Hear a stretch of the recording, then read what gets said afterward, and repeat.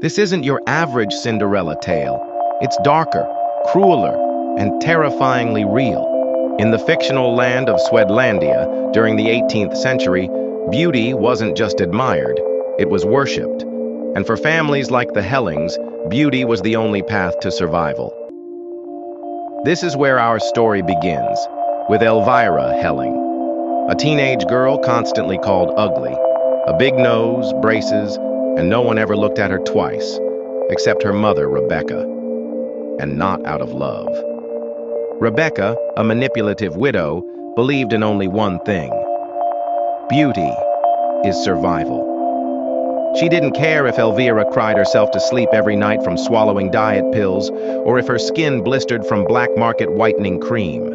Rebecca wanted Elvira to be perfect, so she could marry Prince Julian and pull their family out of poverty. And that meant starting with some homemade procedures.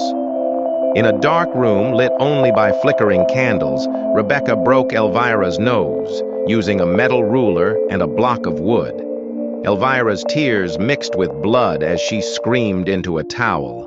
Then came the horsehair eyelashes sewn directly onto her lids, and wooden shoes that crushed her feet to appear smaller, even though her heels bled with every step.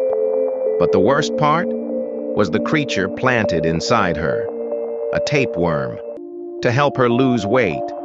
It lived in her belly, slowly consuming her from within.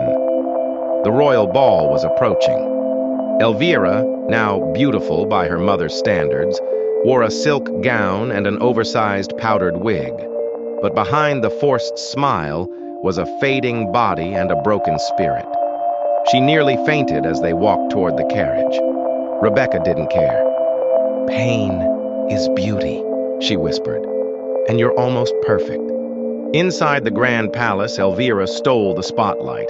Even Prince Julian smiled at her. But it didn't last long. His attention soon shifted to a hooded girl standing in the corner, a mysterious presence, Agnes, Elvira's stepsister, hidden away by Rebecca for being too weird. Panic surged in Elvira. Her body overheated, heart racing.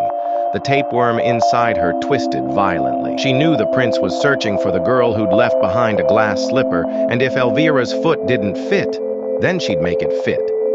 In the basement, Rebecca raised a knife and sliced off Elvira's toes. Elvira cried out in agony. Rebecca simply said, "You'll thank me later." Agnes no longer hid. She looked Elvira in the eyes and said, "We're not monsters, El.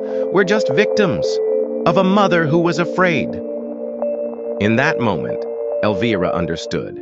She wasn't ugly. She wasn't a failure. She was just a girl, forced to be a doll in a world obsessed with fake beauty. She drank a bitter herbal tonic prepared by Agnes and threw up until the tapeworm finally slithered out. By morning, Rebecca was gone, vanished without a trace. Elvira and Agnes sat beneath the rising sun, their first as free women. And there, right there, Elvira smiled. Not because she was pretty, but because she was free.